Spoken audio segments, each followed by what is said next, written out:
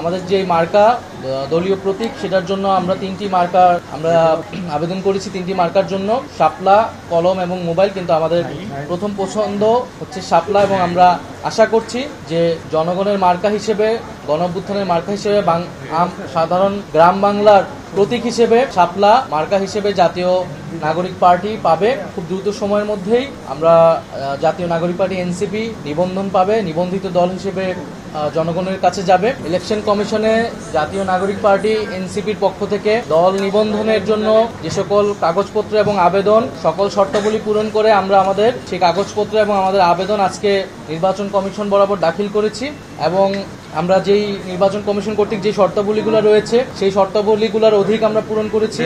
105টি উপজেলা, 25টি জেলা কমিটি হয়েছে জাতীয় নাগরিক পার্টি এনসিপির। এছাড়াও প্রতিটি উপজেলায় 200 জন সমর্থকের যে ফর্ম পূরণ করতে হয় এবং প্রতিটা জেলা এবং উপজেলায় অফিস নিতে হয়, সেটার অফিসিয়াল চুক্তি লাগে, সেই সকল কাগজপত্র সহ আমাদের গঠনতন্ত্র এর আগের দিন জেনারেল আমাদের সাধারণ সভায় পাস হয়েছে খসড়া গঠনতন্ত্র, সেই গঠনতন্ত্র সহ আরো সকল কাগজপত্র আমরা একসাথে সবকিছু আজকে নির্বাচন কমিশন বরাবর জমা দিয়েছি এবং আমরা আশাবাদী যে আমরা খুব দ্রুত সময়ের মধ্যেই আমরা জাতীয় নাগরিক পার্টি এনসিপি নিবন্ধন পাবে, নিবন্ধিত দল হিসেবে জনগণের কাছে যাবে।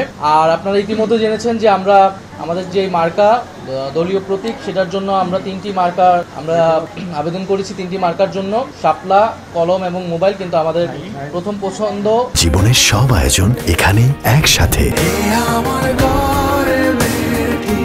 হচ্ছে শাপলা এবং আমরা আশা করছি যে জনগণের মার্কা হিসেবে, গণঅভ্যুত্থানের মার্কা হিসেবে, সাধারণ গ্রাম বাংলার প্রতীক হিসেবে শাপলা মার্কা হিসেবে জাতীয় নাগরিক পার্টি পাবে এবং এই শাপলা মার্কা নিয়েই আমরা আগামী দিনে জনগণের ভিতরে কাজ করব, নির্বাচনে অংশগ্রহণ করব। এছাড়া আমরা প্রধান নির্বাচন কমিশনের সাথে কথা বলেছি, শুভেচ্ছা বিনিময় করেছি। সেখানে আমরা প্রবাসী ভোটাধিকারের যে বিষয়টি, সেই বিষয়টি বলেছি। সেখানে জাতীয় নাগরিক পার্টির যে প্রস্তাবনা এর আগেও ইলেকশন কমিশনের সাথে দিয়ে যাওয়া হয়েছিল, সেটি সম্পর্কে আমরা আমাদের জোর দাবি জানিয়েছি যাতে প্রবাসীদের ভোটাধিকার যে কোনো মূল্যে রক্ষা করা হয় এবং ওনারা এখনো সিদ্ধান্ত নেয়নি যে কোন প্রক্রিয়ায় প্রবাসী ভোটাধিকারটা নিশ্চিত করা হবে। ওনারা বলেছেন এটা দ্রুত সময়ের মধ্যে নিশ্চিত করা হবে।